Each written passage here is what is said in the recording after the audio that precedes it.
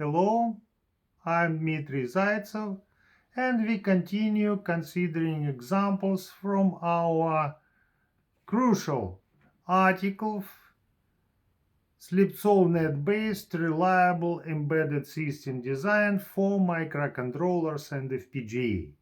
Today we consider design for FPGA as it is specified within the paper. We are using Sipeed Tang Nano 9K FPGA which contains chip of Gowin, and we are using Gowin FPGA Designer software, which you can download freely from the Gowin website.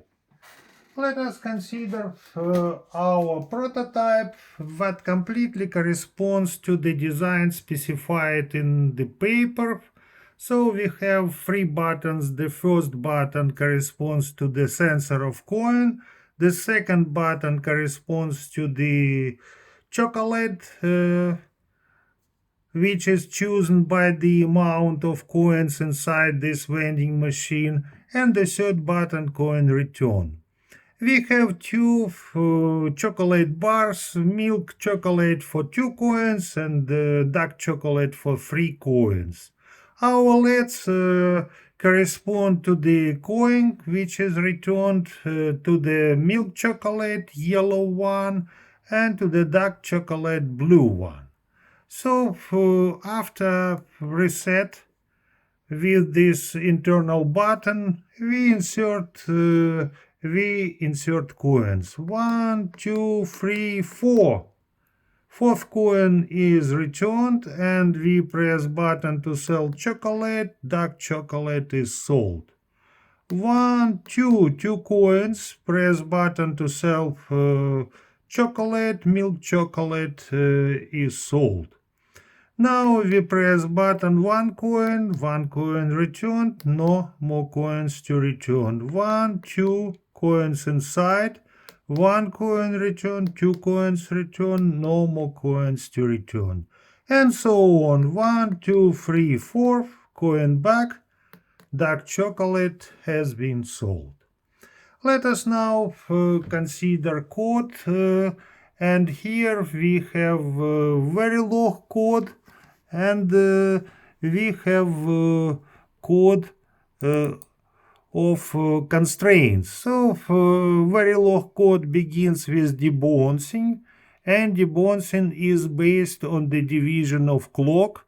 When specification of finite automaton follows, and we are having slow coin, slow return button, etc., because we are using debouncing and we are using slow clock inside our automaton.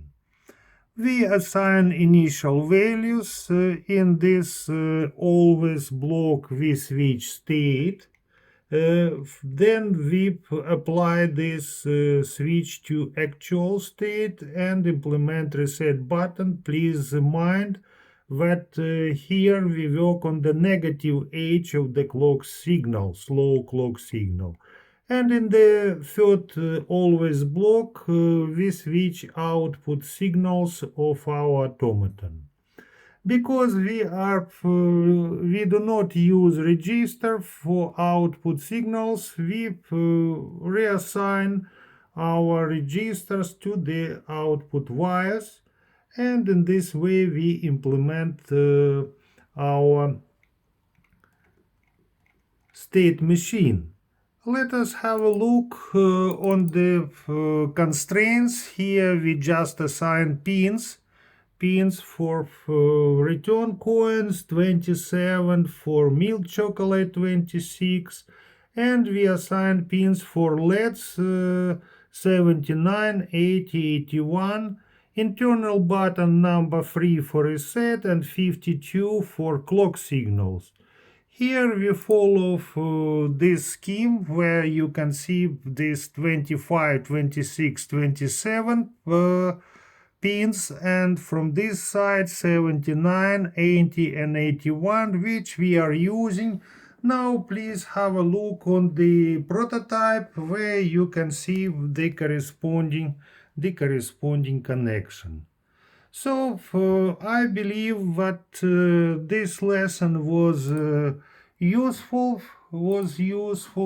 and it is not difficult to implement vending machine for FPGA when you know how to implement debouncing and slow clock with division of default clock for this FPGA, which works on the frequency of 27 megahertz.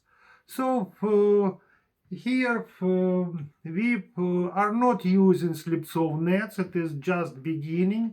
Our next lesson will be devoted to slip-saw net based design, where we compile slip-saw net using our tools into Verilog code, and then we will run Verilog code using the same prototype.